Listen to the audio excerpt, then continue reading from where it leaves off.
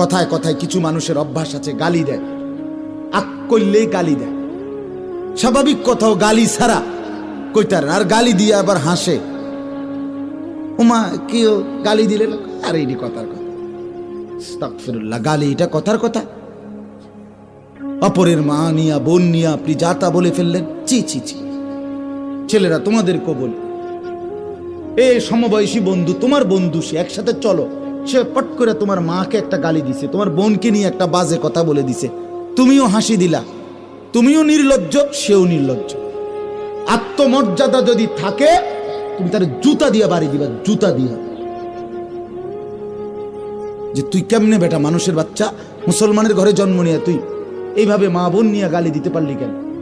কেমনে বললি?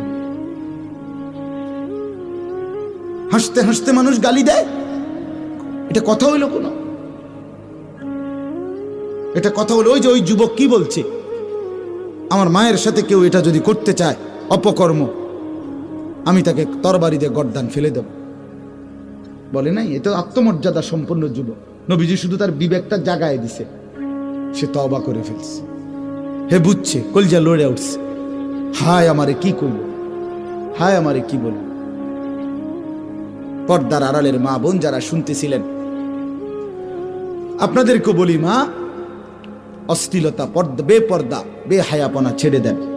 মানুষ দেখে এমন জায়গায় গোসল করবেন না, পুকুরের পারে, রাস্তার পারে, খালের পারে, যেখানে মানুষ দেখে এরকম খোলামেলা জায়গায়, মা, আমার আওয়াজ যদি শুনে থাকেন, এমন জায়গায় গোসল করবেন না। বিনা কারণে একান্ত প্রয়োজন ছাড়া ঘর থেকে বের হওয়ারই কোনো দরকার নাই।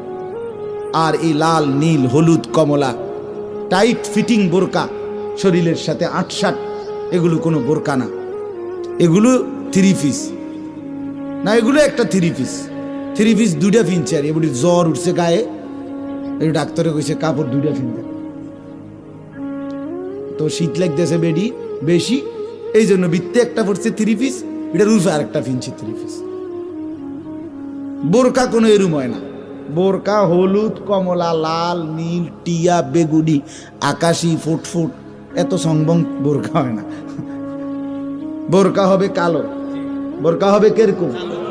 রাসূলুল্লাহর স্ত্রী আয়েশা রাদিয়াল্লাহু তাআলা আনহা বলেন, নবীজির জামানায় মহিলাদের বোরকা পরা হাঁটা দেখলে মনে হইতো কাআন্নাহুন্না গুরাব, তারা যেন কাকের মিছিল, কাকের সারি।